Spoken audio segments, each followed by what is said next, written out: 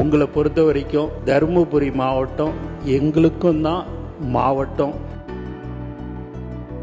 மாண்புமிகு உறுப்பினர் அவர்கள், நீர்வளத்துறைக்கு கடந்த காலங்களில் ஒதுக்கீடு செய்யப்பட்டுள்ள நிதிகளை விட மாண்புமிகு தமிழ்நாடு முதலமைச்சர் அவர்களின் தலைமையிலான அரசு அதிக அளவிலான நிதியை ஒதுக்கியுள்ளது. மேலும் ஏரி குளங்களை தனியார் பங்களிப்புடன் தூர்வாரும் பொருட்டு தனியாக அரசாணை பிறப்பிக்கப்பட்டுள்ளது.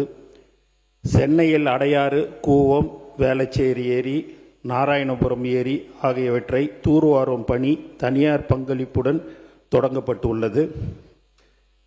தமிழ்நாட்டில் ஊரக வளர்ச்சித்துறையில் உள்ள 22,000 ஏரிகளும் நீர்வளத்துறையில் உள்ள 14,000 ஏரிகளும் தூர்வார நடவடிக்கை எடுக்கப்பட்டுள்ளது.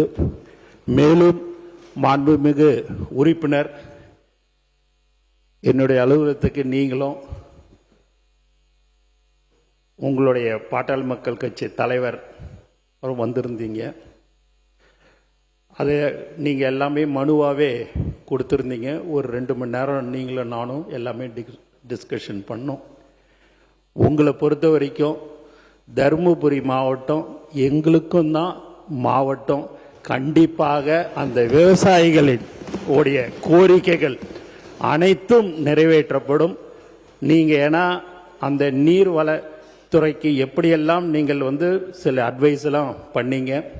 அது சம்பந்தப்பட்ட அதிகாரிகளோடும் கலந்து பேசி மாண்புமிகு முதலமைச்சருடைய கவனத்துக்கு எடுத்து செல்லப்பட்டு மிக விரைவில் நீங்கள் கேட்ட அனைத்து திட்டங்களையும் தருமபுரி மாவட்டத்திற்கு செய்து தரப்படும் என்பதை இந்த அவையில் தெரிவித்துக் கொள்கிறேன். நன்றி.